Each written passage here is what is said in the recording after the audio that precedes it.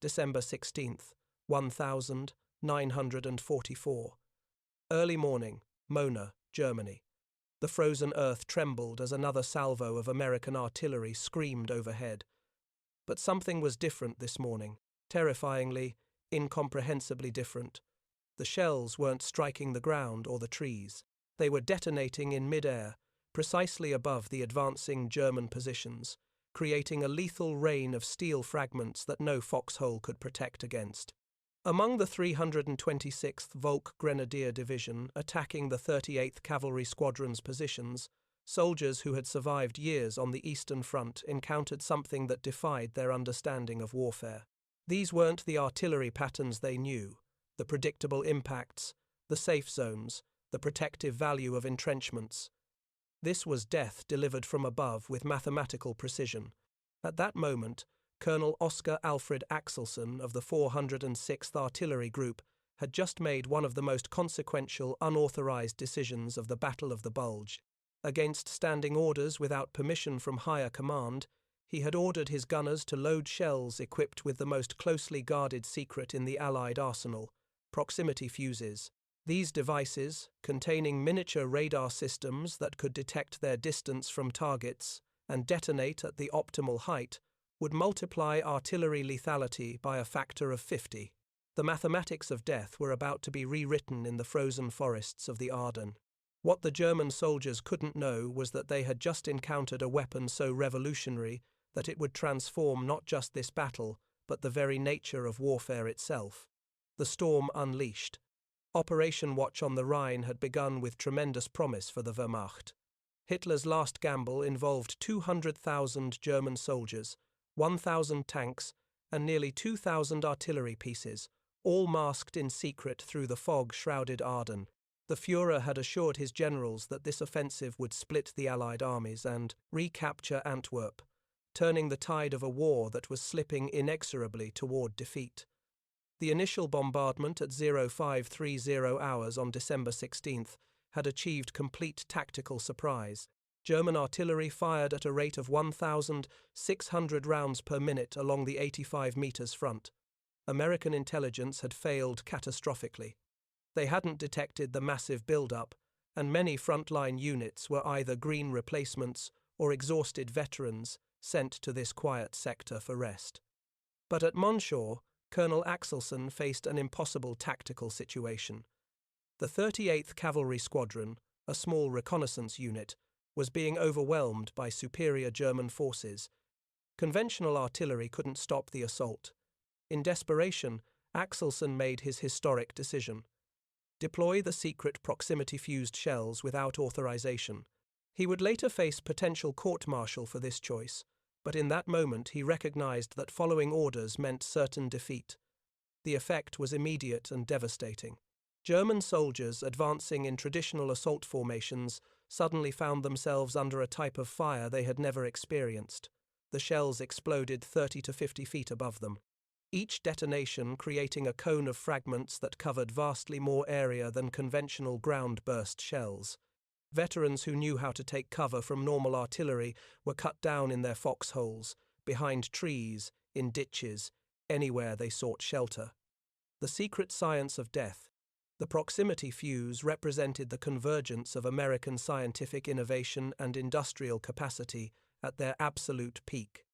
Unlike conventional shells that required direct impact or time fuses that often detonated at wrong heights, the proximity fuse contained a self-contained radar system no larger than a coffee can.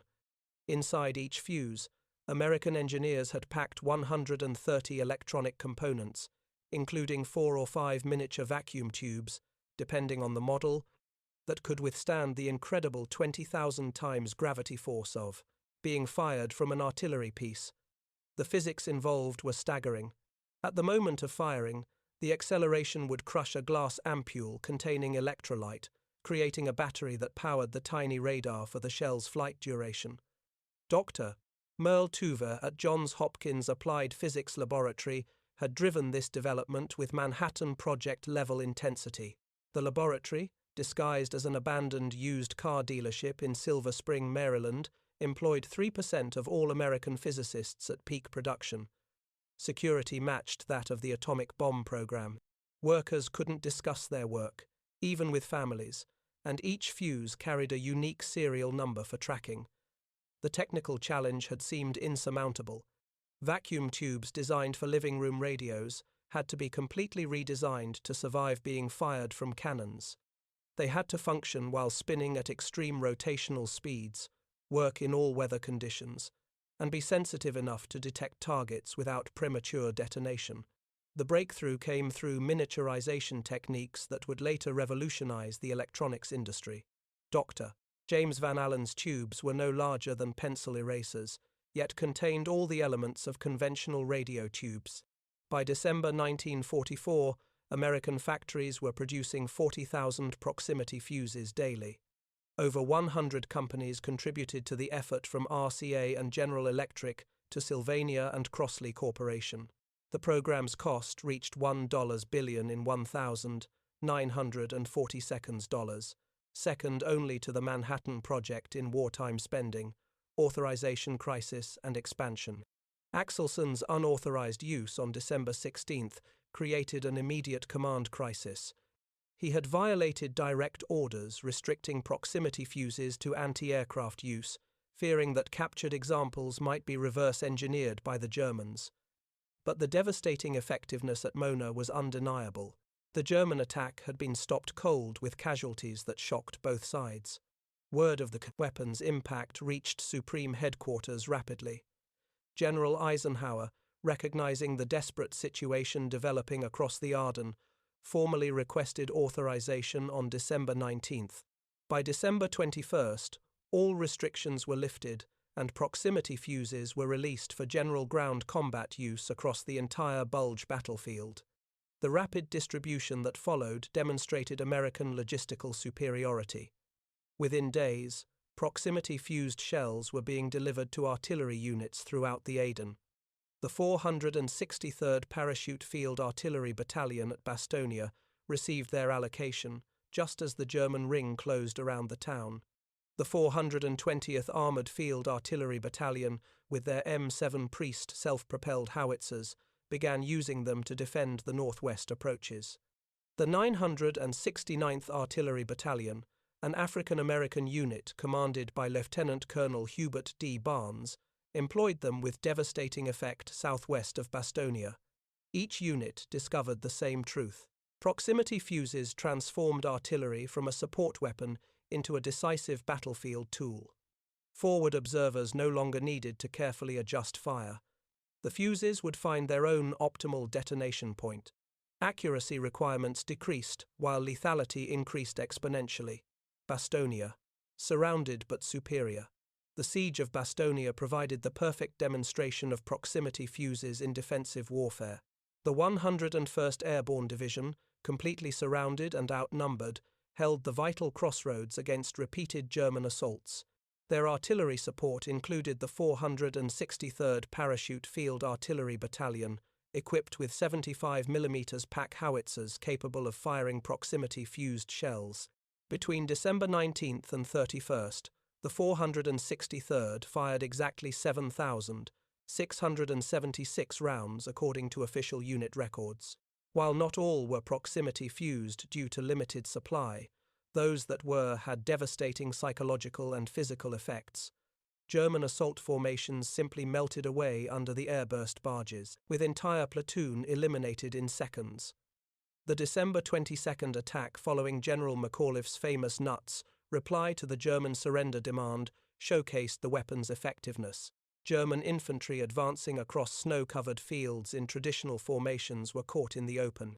The proximity-fused shells detonated overhead with precise timing, creating overlapping patterns of destruction that left no safe zones. The all-African Amiens 969th Artillery Battalion played an equally crucial role.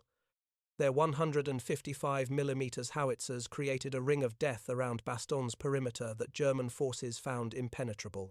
The larger shells detonating at 50 feet covered even greater areas with lethal fragments. German prisoners later reported that attacking units often lost cohesion before even reaching American lines, with soldiers fleeing the incomprehensible airbursts. The Sauer River slaughter. Perhaps the most thoroughly documented demonstration of proximity-fused lethality occurred at the Sauer River near Ectan on December 25th to 26th. General George S. Patton, whose Third Army was driving north to relieve Bastogne, personally witnessed this engagement and recorded it in his memoir, War as I Knew It. A German battalion attempting to cross the partially frozen river believed they were hidden by darkness and fog from American observers. Traditional artillery would have required careful adjustment of fire, giving the Germans time to complete their crossing or seek cover, but proximity-fused shells needed no such adjustment. Patton wrote, "We caught a German battalion crossing the Sauer. The new posit ammunition was devastating. The shells burst in the air above them. They had nowhere to run. The river behind them, our fire in front and above. When the firing stopped, we counted 702 bodies. This figure, 702 killed by actual count, represents one of the few precisely documented casualty figures from proximity-fuse employment. The mathematical efficiency was stark. A single battalion essentially ceased to exist in minutes, with no possibility of escape or defense. The psychological impact spread throughout German units in the sector, with soldiers refusing orders to conduct river crossings. Forest warfare transformed. The Ardennes' dense forests, which Germans counted on for concealment, became death traps when proximity fuses entered the equation.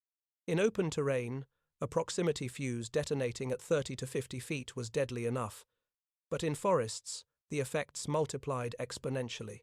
The airbursts shattered tree branches, creating thousands of additional wooden projectiles. These splinters, some as long as a man's arm, traveled at hundreds of feet per second with lethal effect. Traditional defensive positions, taking cover behind large trees, digging foxholes under root systems, became useless. The fragments and splinters came from above, negating centuries of tactical wisdom about forest fighting. American artillery units quickly recognized this multiplier effect. A single proximity-fused 155 mm shell detonating above the forest canopy could clear an area the size of a tennis court of all living things. The combination of metal fragments from the shell and wooden splinters from the trees created a 360 degrees kill zone that no amount of tactical skill could evade. German units trained in forest warfare found their expertise worthless. Spreading out to avoid concentrated casualties made units vulnerable to the wide area effects. Bunching together for mutual support meant entire squads could be eliminated by single shells. There was no correct tactical response to this new threat, technical supremacy in action. The proximity fuse operated on principles that seemed like science fiction to 1,942nd soldiers. Each fuse contained a tiny radio transmitter operating at 180 to 220 MHz, continuously sending out waves that reflected off objects, ground, trees, vehicles, human bodies. As the shell approached its target, the reflected signal strengthened. When it reached predetermined intensity corresponding to optimal burst height, an electronic switch triggered detonation. The entire system had to function under conditions that would destroy normal electronics. During firing, the acceleration reached 20,000 times Earth's gravity, enough to crush a human body to microscopic thickness. The shells spun at rates that created massive centrifugal forces. Temperatures ranged from gun barrel heat of 3,000 degrees F to sub-zero conditions at trajectory peak. Yet the delicate vacuum tubes protected by innovative cushioning systems survived and functioned with over 80% reliability. The optimal burst heights had been determined through extensive testing at Aberdeen, proving ground for 105 mm howitzers. The standard divisional artillery piece 30 feet proved ideal. The 155 mm guns achieved maximum lethality at 50 feet. The rare 240 mm shells created devastating effects at 70+ FT, capable of clearing entire grid squares of enemy forces. This technological superiority translated directly into battlefield dominance. Studies showed proximity fuses increased lethality by 5 to 10 times over conventional shells. The lethal fragment area increased by a factor of 50. Anti-aircraft applications showed even more dramatic improvements. Shooting down V-1 flying bombs improved from 17% to 79% success rate within weeks of proximity-fused deployment. Intelligence failures and German confusion. The German intelligence failure regarding proximity fuses proved catastrophic. In December 1944, Wehrmacht forces overran an American ammunition depot, capturing approximately 20,000 proximity-fused shells. This intelligence windfall should have led to immediate countermeasure development. Instead, German technical experts examined the captured fuses and declared them impossible. The presence of vacuum tubes in an artillery shell contradicted everything German engineers believed about electronics and ballistics. They concluded the Americans were using some form of magnetic detection or that the visible components were decoys, hiding the real mechanism. This failure stemmed partly from institutional blindness. Germany had actually led proximity fuse development before the war. Rheinmetall Borsig and AEG Berlin had working prototypes by 1940. But Hitler's order cancelling all weapons projects requiring more than 6 months to production had terminated the program. German engineers couldn't believe the Americans had solved problems they themselves had abandoned. The irony deepened when considering German technical capabilities. Their electrostatic proximity fuses showed 95% reliability in tests using electrical capacitance changes rather than radar. Had development continued, Germany might have fielded proximity fuses by 1941. Hermann Göring would later admit during interrogation that German fuses were 3 or 4 months from production when the war ended. The Christmas catastrophe. December 25, 1944, brought no holiday respite. German units attempting to use Christmas for resupply and reorganization discovered that proximity fuses recognized no ceasefires. Field kitchens, supply convoys, and assembly areas came under devastating bombardment that required no forward observers. The 420th Armored Field Artillery Battalion alone fired over 1,000 rounds on Christmas Day, most proximity fused. Their M7 Priest self-propelled howitzers delivered rapid, accurate fire that caught German units completely unprepared. The ability to fire effectively without observation in poor weather during darkness transformed artillery from a daylight weapon into a 24-hour threat. The psychological impact was severe. German soldiers had learned to move during poor weather when Allied aircraft couldn't fly and observers couldn't spot them. Proximity fuses eliminated this sanctuary. Death could arrive at any moment in any weather with no warning beyond the brief whistle of incoming shells. Malmedy and Skorzeny's elite. On December 21st, SS Colonel Otto Skorzeny's elite commandos attempted to capture Malmedy. These weren't ordinary soldiers, but specially selected troops who had rescued Mussolini, nearly captured Tito, and infiltrated American lines wearing US uniforms. They represented the best Germany could field. They met devastating proximity-fused artillery fire that transformed their American disguises from tactical advantage to death shrouds. The shells exploded overhead with uncanny precision, as if they could detect the impostors below. While exact casualty figures remain disputed, the attack failed catastrophically with heavy losses that ended Skorzeny's offensive operations. The psychological breakdown among elite SS troops proved particularly significant.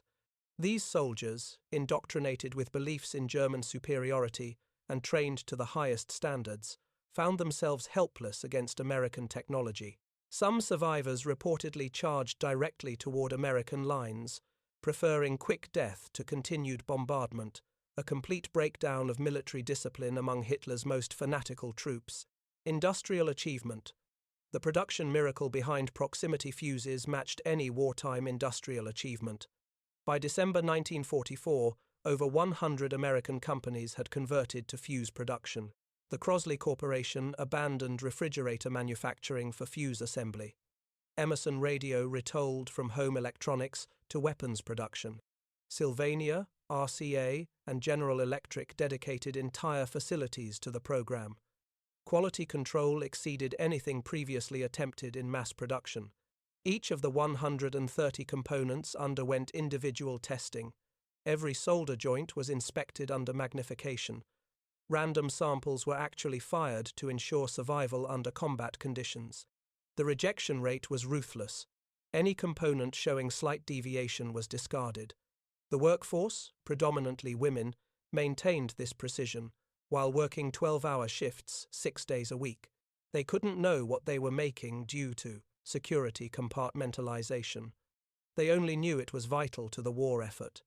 By December 1944, they were producing one proximity fuse every 2 seconds around the clock. The cost reduction achieved was remarkable. In 1942, each fuse cost $732, more than a worker's annual salary. By December 1944, mass production had driven costs to $18 per unit while maintaining quality. This efficiency allowed the production of 22 million fuses during the war, with 200,000 deployed during the Battle of the Bulge alone. Patton's arithmetic. General Patton understood proximity fuses' value better than perhaps any commander.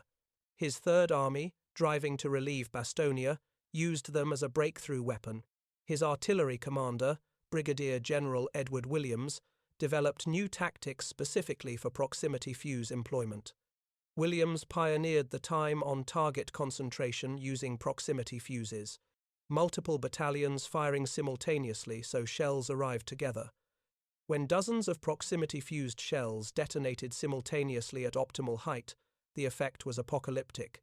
German soldiers called it the bell toll of death. In the week between December 22nd and 29th, Patton's Third Army fired 50,000 proximity-fused shells. The results were decisive in breaking German resistance and opening the corridor to Bastogne. Patton himself wrote, "The funny fuse won the Battle of the Bulge for us. Elsenborn Ridge holds the Battle of Elsenborn Ridge demonstrated proximity fuses at maximum effectiveness. Here, the 2nd and 99th Infantry Divisions held critical terrain against the 6th SS Panzer Army, including the elite 1st SS Panzer Division Leibstandarte Adolf Hitler. Over 3 days, December 17th to 19th, American artillery fired 160,000 rounds, with approximately 40,000 being proximity fused. These 25% of shells accounted for an estimated 60% of the 5,000-plus German casualties. The mathematics were undeniable. Proximity fuses multiplied American firepower by a factor of 4. The German attacks, launched repeatedly up the steep forested slopes, met walls of airburst steel. Entire companies disappeared in seconds. Bodies piled so thick that subsequent waves had to climb over their own dead. After 3 days, the attacks ceased. The elite of the Waffen-SS had been broken by American technology. Operation Bodenplatter's destruction. On January 1st, 1945, the Luftwaffe launched Operation Bodenplatte, 900 fighters attacking Allied airfields. The surprise was complete, catching many Allied aircraft on the ground. But returning German pilots met walls of proximity-fused anti-aircraft fire. Of 277 German aircraft lost that day, 172 fell to anti-aircraft guns, most using proximity fuses. The kill rate stunned both sides. German pilots trained to evade predictive anti-aircraft fire found shells detonating precisely where they would cause maximum damage. The Luftwaffe, already crippled, never recovered from these losses. Breaking the secret. By early January 1945, maintaining secrecy became impossible. Too many shells had been fired. Too many soldiers had witnessed their effects.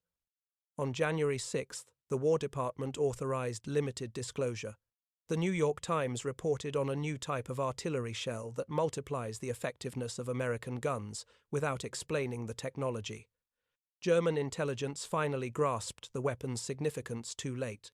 A January 10th report from Foreign Armies West stated, "The Americans possess a radio-controlled artillery fuse that detonates shells at optimal height for anti-personnel effect. This weapon has caused severe casualties among our forces in the Ardennes. No effective countermeasures exist. Strategic impact assessment. Post-war analysis revealed proximity fuses' decisive impact. Field Marshal Gerd von Rundstedt stated, "The proximity fuse was decisive. Our attacks broke down not because of American courage, though they fought well, but because of artillery that seemed to have eyes. General Hasso Montoyel, 5th Panzer, Army Commander, testified, "The American artillery was the terror of our soldiers, especially the new shells that exploded in the air. They caused panic even among veteran troops. The statistics tell the story. 200,000 proximity-fused shells fired, accounting for an estimated 15,000 to 20,000 German casualties, up to 20% of total German losses. The weapon achieved 5 to 10 times greater effectiveness than conventional ammunition, while requiring no forward observation in poor weather. The human cost. Behind every statistic lay human tragedy. German soldiers, many of them teenagers conscripted in the war's final stages, died in ways that traditional warfare had never contemplated. They were killed by weapons that seemed to possess intelligence that could find them wherever they hid. American production workers paid their own price. Factory accidents were hushed up for security. Workers at Crosley Corporation, Emerson Radio, and other facilities suffered breakdowns from stress and exhaustion. They produced weapons of unprecedented lethality without knowing what they were making, carrying that burden in enforced silence. Yet the moral calculation of war is never simple. The Battle of the Bulge cost 19,000 American lives. Without proximity fuses, how many more would have died? How much longer would the war have lasted? How many more Holocaust victims would have perished while battles raged? Every day the war shortened, potentially saved thousands in concentration camps awaiting liberation. Technological legacy. The proximity fuse program generated advances that transformed post-war technology. The miniaturized vacuum tubes became foundations for modern electronics. Quality control procedures established for fuse production became industry standards. The organizational methods coordinating hundreds of suppliers pioneered modern supply chain management. Dr. James Van Allen applied his miniaturization expertise to satellite instrumentation, later discovering Earth's radiation belts. The radar principles evolved into modern systems. The concept of autonomous sensors making decisions became the foundation for guided missiles and eventually all smart weapons. Every precision-guided munition today descends from the proximity fuse, the first weapon that could sense its environment and choose when to detonate. The revolution begun in the Ardennes continues on modern battlefields, where smart weapons dominate warfare. Final reckoning. The Battle of the Bulge ended January 25, 1945, with German forces in full retreat. Hitler's last offensive had cost Germany approximately 100,000 casualties while achieving nothing. American losses totaled 75,000, including 19,000 killed. The proximity fuse had proven itself not just as a weapon, but as a war winner. General Eisenhower's assessment that German possession of proximity fuses might have made D-Day exceedingly difficult, perhaps impossible, underscores their strategic importance. They weren't merely an artillery improvement, but a revolutionary technology that fundamentally changed warfare's mathematics. The German soldiers who faced proximity-fused artillery experienced something unprecedented: death delivered by shells that seemed intelligent, that could find them anywhere, that transformed the very air into a killing zone. Their experience marked warfare's transformation into the technological age. From Colonel Axelson's unauthorized first use on December 16, 1944, through the systematic deployment of 200,000 shells across the Ardennes, proximity fuses demonstrated that scientific innovation could provide decisive military advantage. The convergence of American industrial capacity, scientific genius, and tactical adaptation created a weapon that helped determine the war's outcome. The proximity fuse story is ultimately about transformation, technological, tactical, and human. It proved that industrial democracy could produce weapons of devastating effectiveness, that innovation could overcome numerical disadvantage, that the side with superior science would likely prevail. These lessons shaped not just World War II's remainder, but the entire structure of warfare that followed. In the frozen forests of the Ardennes, the age of technological warfare truly arrived. The mathematics of death were rewritten by tiny radar sets in artillery shells, forever changing how humans wage war. The German soldiers who died beneath proximity-fuzed airbursts were casualties not just of a particular battle, but of a revolution in military affairs that continues shaping our world. Today,